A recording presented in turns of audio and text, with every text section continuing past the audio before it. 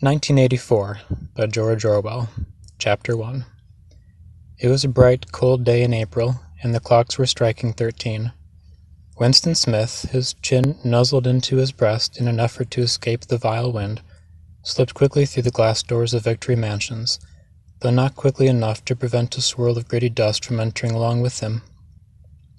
The hallway smelt of boiled cabbage and old rag mats. At one end of it a colored poster, too large for interior display, had been tacked to the wall. It depicted simply an enormous face, more than a meter wide, the face of a man about 45, with a heavy black mustache and ruggedly handsome features. Winston made for the stairs. It was no use trying the lift. Even at the best of times it was seldom working, and at present the electric current was cut off during daylight hours. It was part of the economy drive in preparation for Hate Week.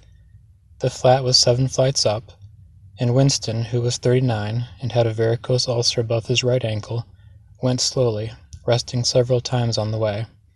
On each landing, opposite the lift shaft, the poster with the enormous face gazed from the wall. It was one of those pictures which are so contrived that the eyes follow you about when you move. "Big Brother is watching you," the caption beneath it ran. Inside the flat, a fruity voice was reading out a list of figures which had something to do with the production of pig iron. The voice came from an oblong metal plaque like a dulled mirror, which formed part of the surface of the right-hand wall. Winston turned a switch, and the voice sank somewhat, though the words were still distinguishable. The instrument, the telescreen it was called, could be dimmed, but there was no way of shutting it off completely. He moved over to the window. A smallish, frail figure, the meagerness of his body merely emphasized by the blue overalls which were the uniform of the party. His hair was very fair, his face naturally sanguine, his skin roughened by coarse soap and blunt razor blades and the cold of the winter that had just ended. Outside, even through the shut window pane, the world looked cold. Down in the street little eddies of wind were whirling dust and torn paper into spirals, and though the sun was shining and the sky a harsh blue, there seemed to be no color in anything except the posters that were plastered everywhere. The black mustachioed face gazed down from every commanding corner. There was one on the house front immediately opposite. "Big Brother is watching you," the caption said, while the dark eyes looked deep into Winston's own. Down at street level another poster, torn at one corner, flapped fitfully in the wind, alternately covering and uncovering the single word Ingsoc. In the far distance a helicopter skimmed down between the roofs, hovered for an instant like a blue bottle, and darted away again with a curving flight. It was the police patrol, snooping into people's windows. The patrols did not matter, however, only the thought police mattered. Behind Winston's back, the voice from the telescreen was still babbling away about pig iron and the overfulfillment of the 9th three-year plan. The telescreen received and transmitted simultaneously. Any sound that Winston made, above the level of a very low whisper, would be picked up by it. Moreover, so long as he remained within the field of vision which the metal plaque commanded, he could be seen as well as heard. There was, of course, no way of knowing whether you were being watched at any given moment. How often, or on what system, the thought police plugged in on any individual wire was guesswork. It was even conceivable that they watched everybody at all the times. But at any rate, they could plug in your wire whenever they wanted to. You had to live, did live, from habit that became instinct, in the assumption that every sound you made was overheard, and, except in darkness, every moment scrutinized. Winston kept his back turned to the telescreen. It was safer, though as he well knew, even a back can be revealing. A kilometer away the Ministry of Truth, his place of work, towered vast and white above the grimy landscape. This, he thought, was a sort of vague distaste. This was London, chief city of Airstrip 1, itself the third most populous of the provinces of Oceania. He tried to squeeze out some childhood memory that should tell him whether London had always been quite like this. Were there always these vistas of rotting 19th-century houses, their sides shored up with balks of timber, their windows patched with cardboard and their roofs with corrugated iron, their crazy garden walls sagging in all directions, and the bombed sites where the plaster dust swirled in the air, and the willow herbs straggled over heaps of rubble, in the places where the bombs had cleared a larger path, and there had sprung up sordid colonies of wooded dwellings like chicken houses. But it was no use. He could not remember. Nothing remained of his childhood except a series of brightly lit tableaux occurring against no background and mostly unintelligible. The Ministry of Truth, Minitru in Newspeak, was startlingly different from any other object in sight.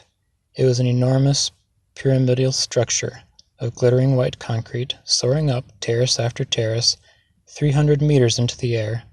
From where Winston stood it was just possible to read, picked out from its white face and elegant lettering, the 3 slogans of the party. War is peace, freedom is slavery, ignorance is strength. The Ministry of Truth contained, it was said, 3,000 rooms above ground level, and corresponding ramifications below. Scattered about London there were just 3 other buildings of similar appearance and size. So completely did they dwarf the surrounding architecture that from the roof of Victory Mansions you could see all 4 of them simultaneously. They were the homes of the 4 ministries between which the entire apparatus of government was divided. The Ministry of Truth, which concerned itself with news, entertainment, education, and the fine arts. The Ministry of Peace, which concerned itself with war. The Ministry of Love, which maintained law and order, and the Ministry of Plenty, which was responsible for economic affairs. Their names, in Newspeak, Minitru, Minipax, Minilove, and Miniplenty.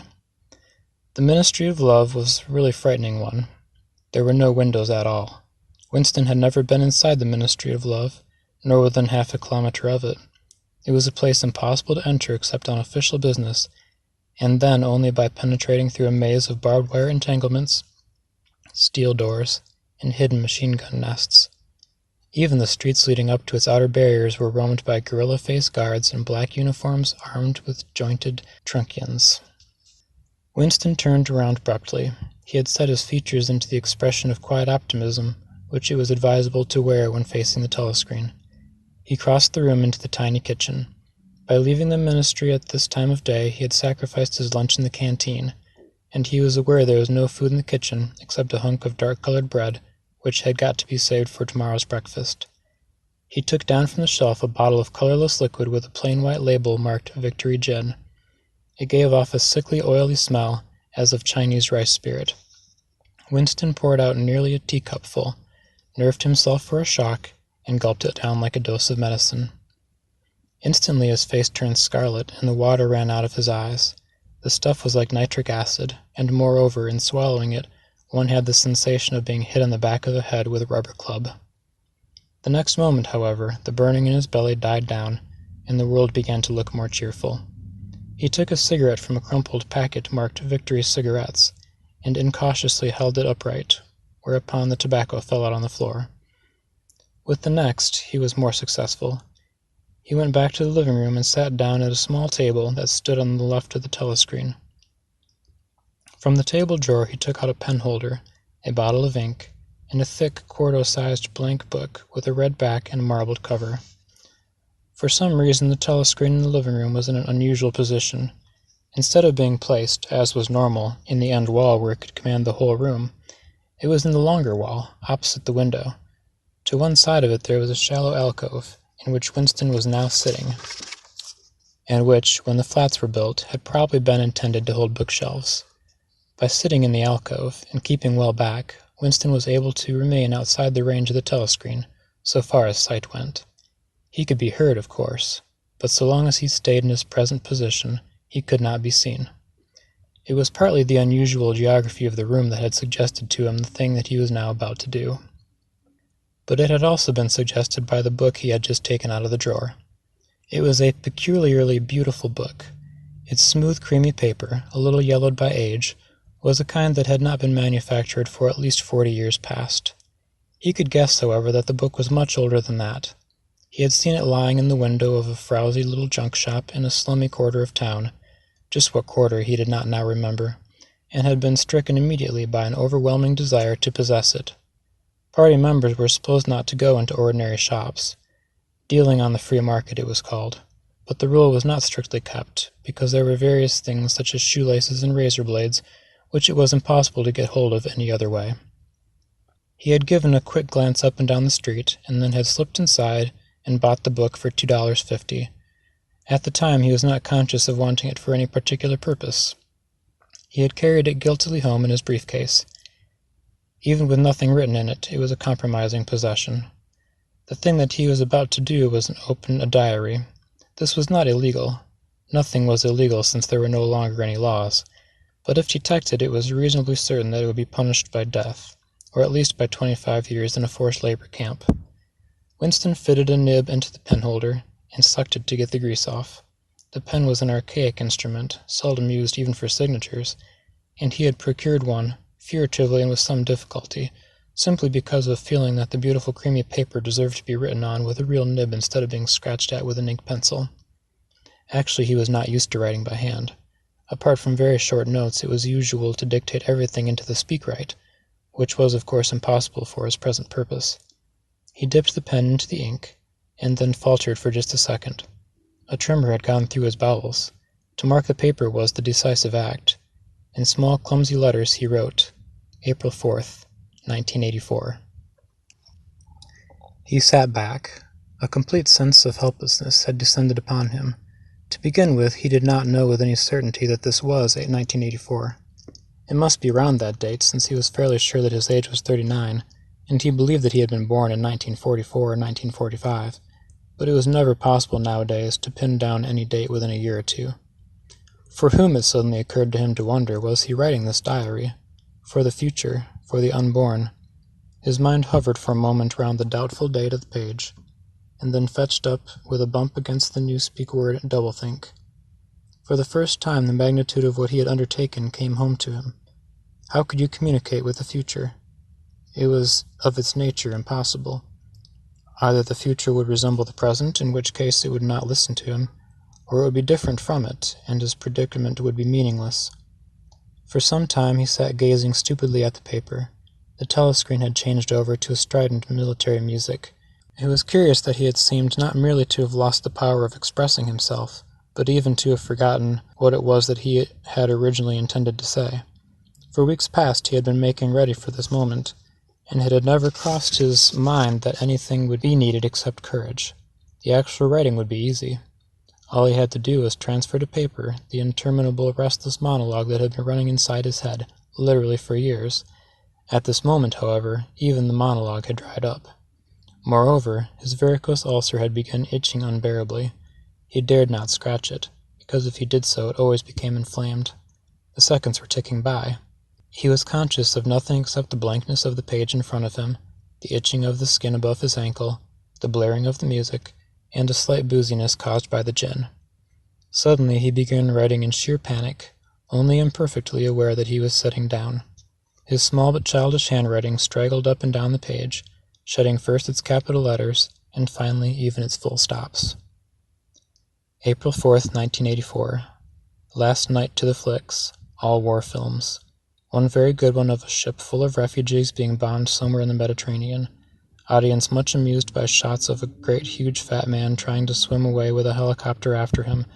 First you saw him wallowing along in the water like a porpoise, then you saw him through the helicopter's gun sights, then he was full of holes and the sea round him turned pink and he sank suddenly as though the holes had let in the water. Audience shouting with laughter when he sank. Then you saw a lifeboat full of children with a helicopter hovering over it. There was a middle-aged woman, might have been a Jewess, sitting up in the bow with a little boy about 3 years old in her arms. The little boy screaming with fright and hiding his head in between her breasts as if he was trying to burrow right into her, and the woman pulling her arms around him and comforting him, although she was blue with fright herself, all the time covering him up as much as possible as if she thought her arms could keep the bullets off him. Then the helicopter planted a 20-kilo bomb in among them, and a terrific flash, and the boat went all to matchwood. Then there was a wonderful shot of a child's arm going up and up right into the air, and the helicopter, with a camera in its nose, must have followed it up, and there was a lot of applause from the party seats. But a woman down in the parole part of the house suddenly started kicking up a fuss and shouting that they didn't oughter show it. Not in front of the kids, they didn't, it ain't right, not in front of kids. It ain't until the police turned her out. I don't suppose anything happened to her, nobody cares what the paroles say, typically parole reaction, they never... Winston stopped writing, partly because he was suffering from cramp. He did not know what had made him pour out the stream of rubbish, but the curious thing was that While he was doing so, a totally different memory had clarified itself in his mind, to the point where he almost felt equal to writing it down. It was, he now realized, because of this other incident that he had suddenly decided to come home and begin the diary today. It had happened that morning in the ministry, if anything so nebulous could be said to happen. It was nearly 1100, and in the records department, where Winston worked, they were dragging the chairs out of the cubicles and grouping them in the center of the hall, opposite the big telescreen, in preparation for the 2 minutes hate. Winston was just taking his place in one of the middle rows when two people whom he knew by sight, but had never spoken to, came unexpectedly into the room. One of them was a girl, whom he often passed in the corridors. He did not know her name, but he knew that she worked in the fiction department. Presumably, since he had sometimes seen her with oily hands and carrying a spanner, she had some mechanical job on one of the novel-writing machines. She was a bold-looking girl of about 27, with thick dark hair, a freckled face, and swift, athletic movements. A narrow scarlet sash, emblem of the Junior Anti-Sex League, was wound several times around the waist of her overalls, just tightly enough to bring out some of the shapeliness of her hips. Winston had disliked her from the very moment of seeing her. He knew the reason. It was because of the atmosphere of hockey fields and cold baths and community hikes and general clean-mindedness which she managed to carry about with her. He disliked nearly all women, and especially the young and pretty ones. It was always the women, and above all the young ones, who were the most bigoted adherents of the party, the swallowers of slogans, the amateur spies, and nosers out of unorthodoxy. But this particular girl gave him the impression of being more dangerous than most. Once, when they had passed in the corridor, she had given him a quick sidelong glance which seemed to pierce right into him, and for a moment had filled him with black terror. The idea had even crossed his mind that she might be an agent of the thought police. That, it was true, was very unlikely. Still he continued to feel a particular uneasiness, which had fear mixed up in it as well as hostility, whenever she was anywhere near him. The other person was a man named O'Brien, a member of the inner party, and holder of some post so important and so remote that Winston had only a dim idea of its nature. A momentary hush passed over the group of people around the chairs as they saw the black overalls of an inner party member approaching. O'Brien was a large, burly man, with a thick neck and coarse, humorous, brutal face. In spite of his formidable appearance, he had a certain charm of manner. He had a trick of resettling his spectacles on his nose, which was curiously disarming. In some indefinable way, curiously civilized. It was a gesture which, if anyone had still thought in such terms, might have recalled an 18th-century nobleman offering his snuff-box. Winston had seen O'Brien perhaps a dozen times in as many years. He felt deeply drawn to him, and not solely because he was intrigued by the contrast between O'Brien's urbane manner and his prize-fighter's physique. Much more it was because of a secretly held belief, or perhaps not even a belief, merely a hope, that O'Brien's political orthodoxy was not perfect. Something in his face suggested it irresistibly. And again, perhaps it was not even an orthodoxy that was written on his face, but simply intelligence. But at any rate, he had the appearance of being a person that you could talk to, if somehow you could cheat the telescreen and get time alone. Winston had never made the smallest effort to verify his guess. Indeed, there was no way of doing so. At this moment O'Brien glanced at his wristwatch, saw that it was nearly 1100, and evidently decided to stay in the records department until the 2 minutes hate was over. He took a chair in the same row as Winston, a couple places away. A small, sandy-haired woman who worked in the next cubicle to Winston was between them. The girl with the dark hair was sitting immediately behind. The next moment a hideous grinding screech, as of some monstrous machine running without oil, burst from the big telescreen at the end of the room. It was a noise that set one's teeth on edge and bristled the hair at the back of one's neck. The hate had started. As usual, the face of Emmanuel Goldstein, the enemy of the people, had flashed onto the screen. There were hisses here and there among the audience. The little sandy-haired woman gave a squeak of mingled fear and disgust. Goldstein was the renegade and backslider who once, long ago, how long ago nobody quite remembered, had been one of the leading figures of the party, almost on a level with Big Brother himself, and then had engaged in counter-revolutionary activities, had been condemned to death, and had mysteriously escaped and disappeared. The program of the 2 minutes hate varied from day to day, but there was none in which Goldstein was not the principal figure. He was the primal traitor, the earliest defiler of the party's purity, All subsequent crimes against the party, all treacheries, acts of sabotage, heresies, deviations, sprang directly out of his teaching. Somewhere or other he was still alive and hatching his conspiracies, perhaps somewhere beyond the sea, under the protection of his foreign paymasters, perhaps even, so it was occasionally rumored, in some hiding place in Oceania itself. Winston's diaphragm was constricted. He could never see the face of Goldstein without a painful mixture of emotions. It was a lean, Jewish face, with a great fuzzy aureole of white hair and a small goatee beard. A clever face, and yet somehow inherently despicable, with a kind of senile silliness in the long thin nose near the end of which a pair of spectacles was perched.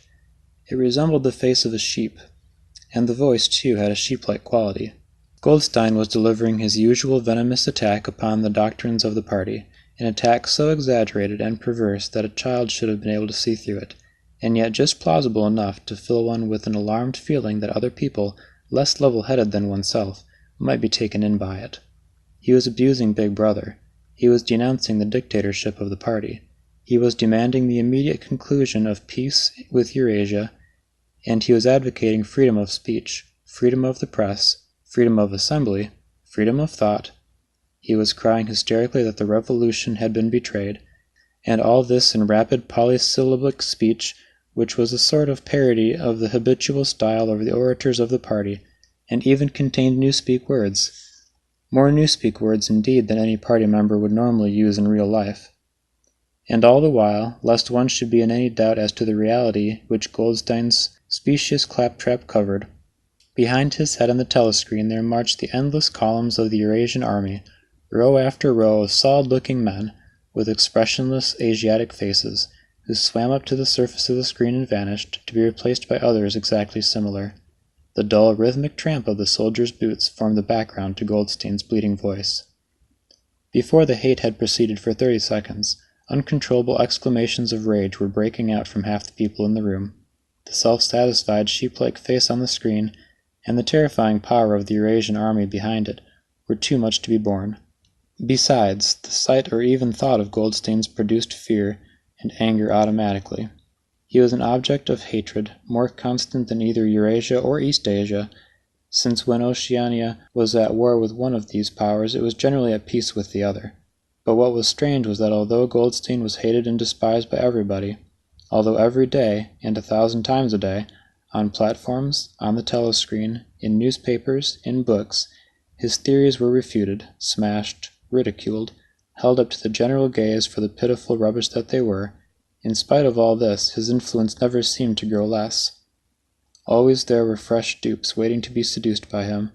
A day never passed when spies and saboteurs acting under his directions were not unmasked by the thought police. He was the commander of a vast shadowy army, an underground network of conspirators dedicated to the overthrow of the state. The Brotherhood, its name was supposed to be. There were also whispers of a terrible book, a compendium of all the heresies of which Goldstein was the author and which circulated clandestinely here and there. It was a book without a title. People referred to it, if at all, simply as the book. But one knew of such things only through vague rumors.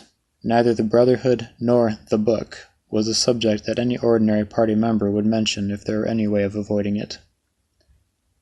In its second minute the hate rose to a frenzy.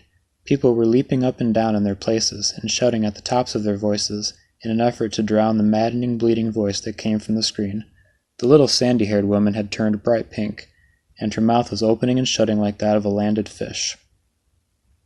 Even O'Brien's heavy face was flushed. He was sitting very straight in his chair, his powerful chest swelling and quivering as though he were standing up to the assault of a wave. The dark-haired girl behind Winston had begun crying out, "Swine! Swine! Swine!" and suddenly she picked up a heavy Newspeak dictionary and flung it at the screen. It struck Goldstein's nose and bounced off. The voice continued inexorably. In a lucid moment Winston found that he was shouting with the others and kicking his heel violently against the rung of his chair. The horrible thing about the 2 minutes' hate was not that one was obligated to act a part, but that it was impossible to avoid joining in. Within 30 seconds any pretense was always unnecessary. A hideous ecstasy of fear and vindictiveness, a desire to kill, to torture, to smash faces in with a sledgehammer, seemed to flow through the whole group of people like an electric current, turning one even against one's will into a grimacing, screaming lunatic. And yet the rage that one felt was an abstract, undirected emotion which could be switched from one object to another like the flame of a blow lamp. Thus at one moment Winston's hatred was not burning against Goldstein at all, but, on the contrary, against Big Brother, the party, and the thought police. And at such moments his heart went out to the lonely, derided heretic on the screen, sole guardian of truth and sanity in a world of lies. And yet the very next instant he was at one with the people about him, and all that was said of Goldstein seemed to him to have been true. At these moments his secret loathing of Big Brother changed into adoration, and Big Brother seemed to tower up, an invincible, fearless protector, standing like a rock against the hordes of Asia, and Goldstein, in spite of his isolation, his helplessness, and the doubt that hung about his very existence, seemed like some sinister enchanter, capable by the mere power of his voice of wrecking the structure of civilization. It was even possible at moments to switch one's hatred this way or that by voluntary act. Suddenly, by the sort of violent effort with which one wrenches one's head away from the pillow in a nightmare, Winston succeeded in transferring his hatred from the face on the screen to the dark-haired girl behind him. Vivid, beautiful hallucinations flashed through his mind. He would flog her to death with a rubber truncheon. He would tie her naked to a stake and shoot her full of arrows like St. Sebastian. He would ravish her and cut her throat at the moment of climax. Better than before, moreover, he realized why it was that he hated her. He hated her because she was young and pretty and sexless, because he wanted to go to bed with her and would never do so, because round her sweet supple waist, which seemed to ask you to encircle it with your arm, there was only the odious scarlet sash, aggressive symbol of chastity. The hate rose to its climax. The voice of Goldstein had become an actual sheep's bleat, and for an instant the face changed into that of a sheep. Then the sheep face melted into the figure of a Eurasian soldier, who seemed to be advancing, huge and terrible, his submachine gun roaring and seeming to spring out from the surface of the screen, so that some of the people in the front row actually flinched backwards into their seats. But in the same moment, drawing a deep sigh of relief from everybody, the hostile figure melted into the face of Big Brother, black-haired, black-mustachioed, full of power and mysterious calm, and so vast that it almost filled up the screen. Nobody heard what Big Brother was saying. It was merely a few words of encouragement, the sort of words that are uttered in the din of battle, not distinguishable individually, but restoring confidence by the fact of being spoken. Then the face of Big Brother faded away again, and instead the three slogans of the party stood out in bold capitals. War is peace, freedom is slavery, ignorance is strength. But the face of Big Brother seemed to persist for several seconds on the screen, as though the impact of it had made on everyone's eyeballs were too vivid to wear off immediately. The little sandy-haired woman had flung herself forward over the back of the chair in front of her. With a tremulous murmur that sounded like, "My Savior," she extended her arms toward the screen. Then she buried her face in her hands. It was apparent that she was uttering a prayer. At this moment the entire group of people broke into a deep, slow, rhythmical chant of B.B., B.B., B.B., over and over again, very slowly, with a long pause between the first B and the second, a heavy, murmurous sound, somehow curiously savage, in the background of which one seemed to hear the stamp of naked feet and the throbbing of tom-toms. For perhaps as much as 30 seconds they kept it up. It was a refrain that was often heard in the moments of overwhelming emotion. Partly it was a sort of hymn to the wisdom and majesty of Big Brother, but still more, it was an act of self-hypnosis, deliberate drowning of consciousness by means of rhythmic noise. Winston's entrails seemed to grow cold. In the 2 minutes' hate he could not help sharing in the general delirium, but this subhuman chanting of B.B., B.B., always filled him with horror. Of course he chanted with the rest. It was impossible to do otherwise. To dissemble your feelings, to control your face, to do what everyone else was doing, was an instinctive reaction. But there was a space of a couple seconds during which the expression in his eyes might conceivably have betrayed him. And it was exactly at this moment that the significant thing happened, if indeed it did happen. Momentarily he caught O'Brien's eye. O'Brien had stood up. He had taken off his spectacles, and was in the act of resettling them on his nose with his characteristic gesture. but there was a fraction of a second when their eyes met. And for as long as it took to happen, Winston knew, yes, he knew, that O'Brien was thinking the same thing as himself. An unmistakable message had been passed. It was as though their two minds had opened, and the thoughts were flowing from one into the other through their eyes. "I am with you," O'Brien seemed to be saying to him. "I know precisely what you are feeling. I know all about your contempt, your hatred, your disgust. But don't worry, I am on your side." And then the flash of intelligence was gone, and O'Brien's face was as inscrutable as anybody else's. That was all, and he was already uncertain whether it had happened. Such incidents never had any sequel. All that they did was keep alive in him the belief, or hope, that others beside himself were the enemies of the party. Perhaps the rumors of vast underground conspiracies were true after all. Perhaps the Brotherhood really existed. It was impossible, in spite of the endless arrests and confessions and executions, to be sure that the Brotherhood was not simply a myth. Some days he believed it, some days not. There was no evidence, only fleeting glimpses that might mean anything or nothing. Snatches of overheard conversation, faint scribbles on lavatory walls, once, even, when two strangers met, a small movement of the hands which had looked as though it might be a signal of recognition. It was all guesswork. Very likely he had imagined everything. He had gone back to his cubicle without looking at O'Brien again. The idea of following up in their momentary contact hardly crossed his mind. It would have been inconceivably dangerous, even if he had known how to set about doing it. For a second, 2 seconds, they had exchanged an equivocal glance, and that was the end of the story. But even that was a memorable event, in the locked loneliness in which one had to live. Winston roused himself and sat up straighter. He let out a belch. The gin was rising in his stomach. His eyes refocused on the page. He discovered that while he sat helplessly musing he had also been writing, as though by automatic reaction. And it was no longer the same cramped, awkward handwriting as before. His pen had slid voluptuously over the smooth paper, writing in large, neat capitals, "Down with Big Brother, down with Big Brother, down with Big Brother, down with Big Brother, down with Big Brother," over and over again, filling half a page. He could not help feeling a twinge of panic. It was absurd, since the writing of these particular words was not more dangerous than the initial act of opening the diary. But for a moment he was tempted to tear out the spoiled pages and abandon the enterprise altogether. But he did not do so, however, because he knew that it was useless. Whether he wrote down with Big Brother, or whether he refrained from writing it, made no difference. Whether he went on with the diary, or whether he did not go on with it, made no difference. The thought police would get him just the same. He had committed, would still have committed even if he had never set pen to paper, the essential crime that contained all the others in itself. Thought crime, they called it. Thought crime was not a thing that could be concealed forever. You might dodge successfully for a while, even for years, but sooner or later they were bound to get you. It was always at night. The arrest invariably happened at night. The sudden jerk out of sleep, the rough hand shaking your shoulder, the lights glaring in your eyes, the ring of hard faces around the bed. In the vast majority of cases there was no trial, no report of the arrest. People simply disappeared, always during the night.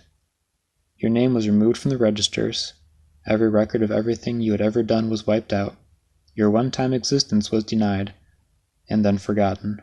You were abolished, annihilated, vaporized was the usual word. For a moment he was seized by a kind of hysteria. He began writing in a hurried, untidy scrawl. "They'll shoot me, I don't care, they'll shoot me in the back of the neck, I don't care, down with Big Brother, they always shoot you in the back of the neck, I don't care, down with Big Brother." He sat back in his chair, slightly ashamed of himself, and laid down his pen. The next moment he started violently. There was a knocking at his door. Already! He sat still as a mouse, in the futile hopes that whoever it was might go away after a single attempt. But no, the knocking was repeated. The worst thing of all would be to delay. His heart was thumping like a drum, but his face, from long habit, was probably expressionless. He got up and moved heavily toward the door.